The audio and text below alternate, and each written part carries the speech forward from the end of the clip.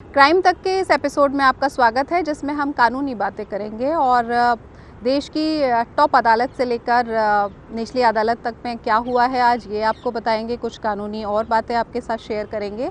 तो शुरुआत करते हैं आज सुप्रीम कोर्ट से। सुप्रीम कोर्ट में आज एक याचिका पर सुनवाई हुई, जिसमें कहा गया कि जो सोशल मीडिया है उसको कानून के दायरे में लाने की ज़रूरत है और उसमें कोई भी व्यक्ति अगर इस तरह की फेक न्यूज़ या फिर सांप्रदायिक हिंसा भड़काने वाली कोई खबरें डालता है, गलत खबरें डालता है, तो उसके खिलाफ आपराधिक मुकदमा जो है वो दर्ज किया जाना चाहिए। साथ ही इस याचिका में ये भी कहा गया है कि जो सोशल मीडिया प्लेटफॉर्म्स हैं, जिसमें जैसे फेसबुक है, ट्विटर है, व्हाट्सएप है या इस जैसे और प्लेटफॉर्म हैं, उन प्लेटफॉर्म्स को चलाने वाले लोग, जो कंपनियां हैं, उनकी भी जवाबदेही तय होनी चाहिए। ऐसा नहीं है कि कोई भी कंटेंट उस पर डल गया और उनकी कोई जवाबदेही नहीं होगी, तो उन पर भी मुकदमा दाखिल होना चाहिए। इन सब को लेकर जो याचिका पर सुप्रीम कोर्ट में सुनवाई हुई, उसमें केंद्र सरकार को नोटिस हुआ है, साथ ही ये तमाम जो और सोशल मीडिया प्लेटफॉर्म्स हैं उनको नोटिस हुआ है। और ये याचिका जो है वो सुप्रीम कोर्ट के एडवोकेट विनीत जिंदल की तरफ से दाखिल की गई है और इसमें कहा गया है कि सोशल मीडिया आने के बाद से हम लगातार देखते आ रहे हैं कि कई बार फेक न्यूज़ उस पर चलती है या फिर कोई भी इस तरह की खबर जो सांप्रदायिक हिंसा को बढ़ाने वाली है, अगर वो सोशल मीडिया प्लेटफॉर्म्स पर जाती है तो पूरे देश में ही वो आग में घी डालने का काम करती है। तो उस पर एक लगाम लगाने की ज़रूरत है, एक रेगुलेशन की ज़रूरत है, एक कानून बनाने की उस पर ज़रूरत है, ताकि इस तरह की जो चीज़ें हैं वो और ज़्यादा आगे ना बढ़े। तो अब सुप्रीम कोर्ट में केंद्र सरकार को इस पर जवाब दाखिल करना होगा, साथ ही जो और पार्टीज़ हैं उनको भी अपना पक्ष रखना होगा।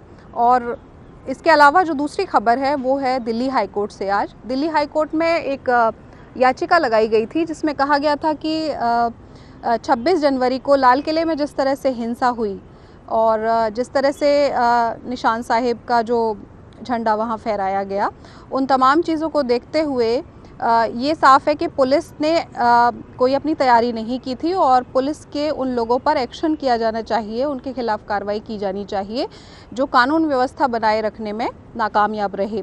हालांकि दिल्ली हाई कोर्ट ने इस मामले में सुनवाई करते हुए याचिकाकर्ता को ये कहा कि चूँकि इस मामले में पहले ही इन्वेस्टिगेशन चल रहा है और जब तक इन्वेस्टिगेशन पूरा नहीं होता और कोई रिपोर्ट नहीं आती, तब तक कोर्ट नहीं चाहती कि इस पर कोई दखल दिया जाए कोर्ट की तरफ से। लिहाजा इस याचिका को खारिज कर दिया गया और याचिकाकर्ता जो थे वो खुद रिटायर्ड आईपीएस ऑफिसर हैं, जोगिंदर तुली, उनकी तरफ से लगाई गई है। और याचिका खारिज करने के बाद कोर्ट ने 10,000 रुपये का उन पर जुर्माना भी लगा दिया, ये कहते हुए कि उन्हें नहीं लगता कि ये पब्लिक इंटरेस्ट से जुड़ी हुई कोई लिटिगेशन है, बल्कि पब्लिक स्टंट लिटिगेशन उन्हें लग रही है कोर्ट को। ये कहते हुए जो हाई कोर्ट की चीफ जस्टिस की बेंच है, उन्होंने इस याचिका को खारिज कर दिया है। कोर्ट ने ये भी कहा कि इस तरह के मामलों में जो भी याचिका लगाई जा रही है जिस व्यक्ति की तरफ से, इंटेंशन देखना भी काफ़ी ज़रूरी होता है। 26 जनवरी को ये इंसिडेंट हुआ और 27 को ये याचिका कोर्ट में आ गई, तो ये तमाम चीज़ें आज कोर्ट ने देखी और उसके बाद ये याचिका सुनवाई के योग्य नहीं पाई। इसी मामले पर 26 जनवरी को जो दिल्ली में हिंसा हुई थी, इसी मामले पर दो और याचिकाओं पर भी अभी सुनवाई होनी है। एक में 16 फरवरी को सुनवाई होनी है और एक और याचिका है जिसमें अगले कुछ दिनों में सुनवाई संभव है। तो देखना होगा कि कोर्ट का व्यू क्या रहता है इन दोनों मामलों को लेकर।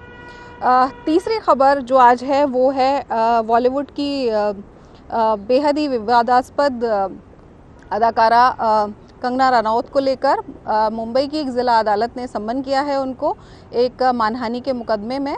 और ये मानहानि का मुकदमा कंगना रनौत पर गीतकार जावेद अख्तर की तरफ से किया गया है और जावेद अख्तर ने ये मामला पिछले साल नवंबर में दाखिल किया था कोर्ट में, ये कहते हुए कि कंगना रनौत ने एक टीवी इंटरव्यू के दौरान उन पर बहुत सारे एलिगेशन लगाए जो सुशांत सिंह राजपूत की मौत से जुड़े हुए मामले में थे। और उन्होंने कहा कि जिस तरह के एलिगेशन उन पर लगाए गए वो पूरी तरह से गलत हैं और उसके बाद उन्होंने डिफेमेशन का मामला ये कहते हुए कोर्ट में दाखिल किया कि उससे उनकी छवि को काफ़ी नुकसान हुआ है। अब कोर्ट ने इस मामले में समन किया है, लेकिन आज जो समन कोर्ट की तरफ से हुआ है उससे पहले दिल्ली पुलिस की तरफ मुंबई पुलिस की तरफ से एक रिपोर्ट दी गई थी कोर्ट में, जिसमें कहा गया था कि इस पूरे मामले की जो इन्वेस्टिगेशन उन्होंने की है, ये पाया है कि मानहानि का मुकदमा कंगना रनौत पर चलाने के लिए पर्याप्त आधार हैं। यानी पुलिस ने कोर्ट को कन्विंस किया कि मानहानि का ये जो मामला है ये चलना चाहिए।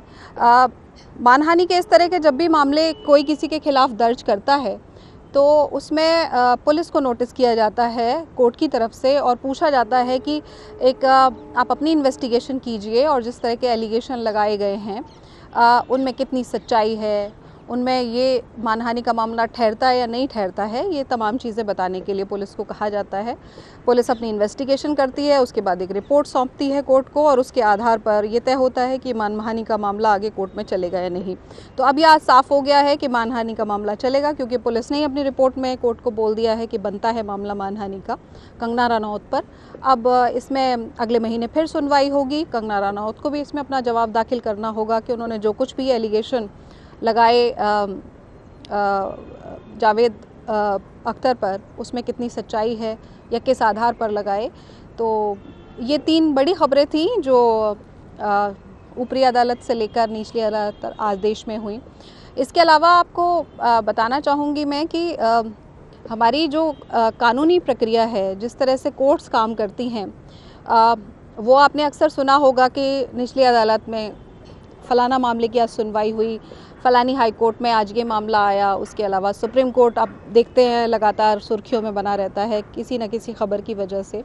तो जो स्ट्रक्चर है हमारा कोर्ट का, वो आज थोड़ा सा मैं आपको बताना चाहूँगी कि किसी भी मामले की शुरुआत जो होती है वो निचली अदालत से ही होती है। वहीं पर सबसे पहले मामला दाखिल किया जाता है और देश में जो निचली अदालतें होती हैं उसमें भी 2 तरह के मामले होते हैं।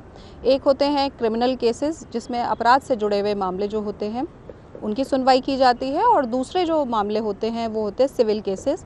ये वो मामले होते हैं जिसमें क्राइम उस तरह का नहीं होता है कि कोई मर्डर का केस हो या फिर किडनैपिंग का केस हो, लेकिन वहाँ पर बहुत सारे इस तरह के मामले होते हैं जिसमें अपने अधिकारों को लेकर, जैसे बहुत सारे प्रॉपर्टी के डिस्प्यूट्स होते हैं वो सिविल केसेस में सुने जाते हैं। मैट्रिमोनियल केसेस होते हैं वो वहाँ पर सुने जाते हैं। तो सबसे पहले जो आता है वो मजिस्ट्रेट के पास आता है मुकदमा, और मजिस्ट्रेट इस पूरे मामले को सुनता है। अपनी किसी भी मामले में ट्रायल पूरा करने के बाद अपना जजमेंट सुनाता है। अगर उससे संतुष्ट नहीं होता है कोई भी एक पक्ष, तो फिर उसके बाद सेशन कोर्ट में मामला जाता है। सेशन कोर्ट से भी अगर लगता है लोगों को कोई न्याय नहीं मिला है तो अपील करने का अधिकार फिर उनके पास हाई कोर्ट में होता है, और हाई कोर्ट के बाद फिर मामला सुप्रीम कोर्ट तक जाता है। लेकिन निचली अदालत में बहुत सारे डिवीज़न हैं इसको लेकर। अलग अलग अदालतें अलग अलग तरह के मामलों को सुनती हैं, और इसमें स्पेशल कोर्ट्स भी गठित की जाती हैं अलग अलग समय पर ज़रूरत के मुताबिक, जिसमें वहाँ के राज्य के हाई कोर्ट को जब ज़रूरत लगती है तो उस हिसाब से वो उन कोर्ट्स को लगातार नोटिफाई करके उस तरह की स्पेशल कोर्ट्स बनाते हैं। जैसे हाल ही में हमने देखा कि पिछले साल दिल्ली में दंगे हुए थे, उसको लेकर स्पेशल कोर्ट्स करकरडुमा में बनाई गई हैं यहाँ पर। तो हाई कोर्ट को जब भी ज़रूरत लगती है वो निचली अदालत में इस तरह की कोर्ट्स बना देते हैं, जिससे उस तरह के मामलों का ट्रायल स्पीडी हो सके, जल्द से जल्द मामलों का निपटारा हो सके। क्योंकि हम बहुत बार देखते हैं कि 20 से 30 साल तक किसी किसी मामले की सुनवाई में निकल जाते हैं, और उसकी वजह यही होती है कि तारीखें जो हैं वो बहुत लंबी लंबी मिलती हैं। तो जो फास्ट ट्रैक कोर्ट होती है उनका काम यही होता है कि लगभग डे टू डे हियरिंग उनमें चल रही होती है, या 1 या 2 दिन के बाद फिर मामले की सुनवाई होती है अगली। तो ऐसे में स्पीडी ट्रायल रहता है, और उसके बाद फिर हाई कोर्ट तक मामला आता है। अगर कोई भी सेशन कोर्ट की तरफ से आया जो फैसला है उससे संतुष्ट लोग नहीं हैं। ये और आपको बताना चाहेंगे कि निचली अदालत में अलग अलग कोर्ट्स जो हैं वो अलग अलग काम करती हैं। जैसे कुछ फैमिली कोर्ट्स होती हैं, उसमें मैट्रिमोनियल केसेस सुने जाते हैं, तो उसमें डिवोर्स से जुड़े हुए मामले हैं या बच्चों की कस्टडी से जुड़े हुए मामले हैं, उस तरह के मामले सुने जाते हैं। इसके अलावा सीबीआई की कोर्ट्स अलग होती हैं, जिसमें सीबीआई ही की तरफ से जो मुकदमे दर्ज किए जाते हैं सिर्फ उन्हीं की सुनवाई हो रही होती है, और ये भी इसीलिए किया जाता है ताकि स्पीडी ट्रायल हो। क्योंकि कोर्ट डेजिग्नेटेड है अगर सीबीआई के लिए, तो वो उसी तरह के मामलों को सुनेगी, लगातार सुनेगी। जल्द पॉस्को का हमने देखा है कि बच्चों से जुड़े जो यौन हिंसा के मामले हैं उनका स्पीडी ट्रायल हो, उसके लिए कोर्ट्स बनाई जाती हैं। तो इस तरह से अलग अलग कोर्ट्स होती हैं निचली अदालत में, और उनको कैटेगराइज इसी आधार पर किया गया है कि एक में क्रिमिनल केसेस सुने जाते हैं और दूसरे सिविल मैटर्स होते हैं। सिविल मैटर्स में ज़्यादातर, जैसे मैंने आपको बताया कि वही मामले आते हैं जो प्रॉपर्टी डिस्प्यूट से जुड़े हुए होते हैं या फिर किसी कंपनी की हिस्सेदारी किसी व्यक्ति की किसी कंपनी में कितनी कम ज़्यादा होगी, इस तरह के मामले जनरली होते हैं। और इसी तरह से मैट्रिमोनियल मामले भी होते हैं जिसमें दो लोग डिवोर्स अगर लेना चाहते हैं तो वो फाइल करते हैं, या किसी एक की तरफ से फाइल है तो दूसरे का पक्ष उसमें कोर्ट सुनता है। तो ये तमाम व्यवस्थाएं कोर्ट की तरफ से हैं। आगे आपसे फिर विस्तार से और कानून की बातें होंगी, जिसमें हाई कोर्ट की किस तरह से मामलों में सुनवाई की प्रक्रिया रहती है, सुप्रीम कोर्ट में किस तरह से रहती है, उस पर हम बात करेंगे। लेकिन आज के लिए, अभी के लिए इतना ही दी। मेरे को इजाज़त दीजिए। नमस्कार।